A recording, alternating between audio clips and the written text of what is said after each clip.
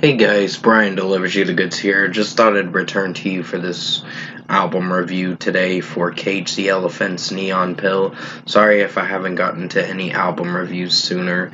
I just been a little busy with uh, mostly trying to get a little more rest, and I was trying to do a review sooner, but I kind of wanted to go to sleep for a couple hours, so I'm glad I did. But we're gonna return for I'm returning for Neon Pill, the new album by Cage the Elephant that just came out today. So I'm going to discuss what I listened to for this new Cage the Elephant album, their sixth studio album, and let you know my thoughts on this album overall. So let's dive into this album review. Now it starts with Hi-Fi, True Light, and off the bat it's solid. It's not one of my personal favorites, but it's a solid opener to open this record. I wasn't sure if I was liking it at first because of how Matt's vocals sounded from time to time, but overall it's grown a liking to me.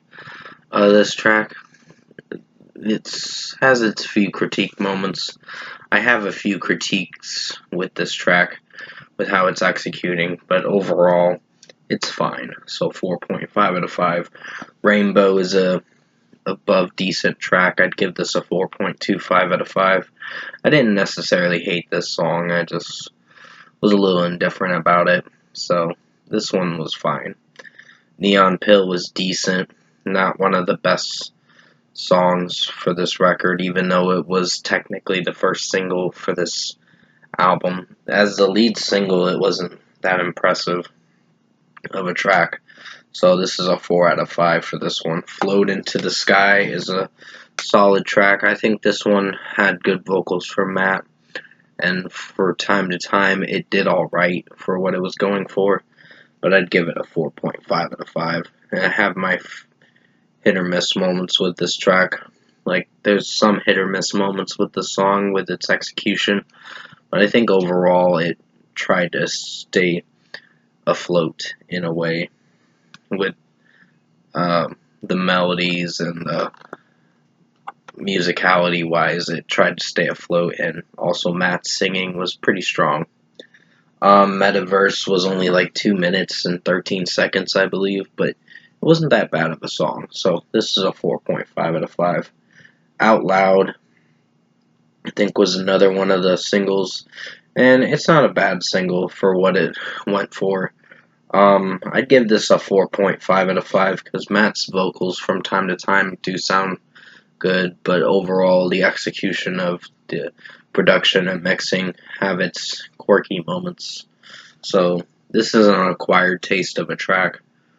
Ball and Chain was a decent song. I didn't necessarily love this track, but I think it was fine for what it went for.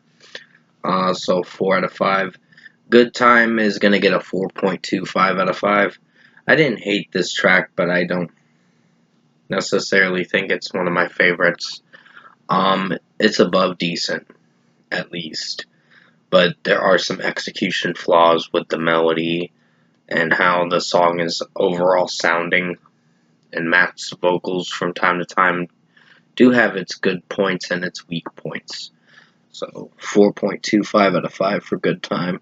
Then you get Shy Eyes, and this one was decent, at least. It wasn't one of my favorites, but it was fine for what it went for. I think some of Matt's vocals have its strong points and have some weak points through this record. There are a few songs that are hit or miss through this record, but overall, I think they played it safe a little bit with this track, so 4 out of 5. Silent Picture is another decent track. I don't necessarily love it, but I think it's fine for what it is. There's a few quirky moments with how Matt's singing it from time to time, but I think overall, this track tried to impress me a little bit. So 4 out of 5. Same was not bad. I didn't hate this one with how the chorus is sounding pretty strong, and the verses were pretty solid for what it went for. And Matt's vocals were fine for how it sounded, so 4.5 out of 5. And finally, we get to the closing track, Over Your Shoulder, which is not a bad way to close the record. It starts off pretty solid and ends pretty solid for the record.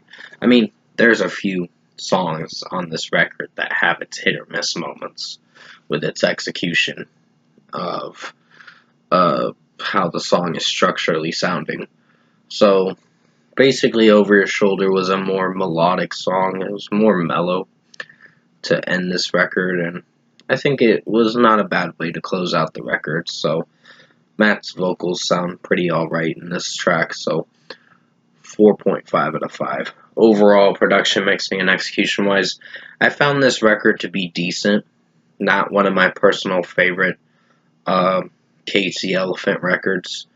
I was trying to see if this was going to grow on me. At first, I wasn't really liking it, but as I progressed through the record, I found there to be some strong points and some weak points with this record, but it's fairly decent of an album. So if I were to give this record an overall score, I'm going to have to give it a 7 out of 10. It's a little weaker than Social Cues, the last record that they dropped in 2019. But overall, I think it tried to impress me with what it was going for. But some of the execution for the landing for certain tracks, I don't know, they didn't quite hit its mark of being that impressive. But overall, it's fine for what it is. So 7 out of 10 for Cage the Elephant's new album, Neon Pill. Hopefully you enjoyed my take on this review. This is just basically my opinion overall, and there's gonna be some Cage the Elephant fans that'll say, "Oh, this is their best work in a while." Not necessarily. I like their older stuff better. A little bit. I think the first album was where they had a breakthrough, their best breakthrough record, most likely. But still, 7 out of 10 for this record. Thanks for watching this album review today.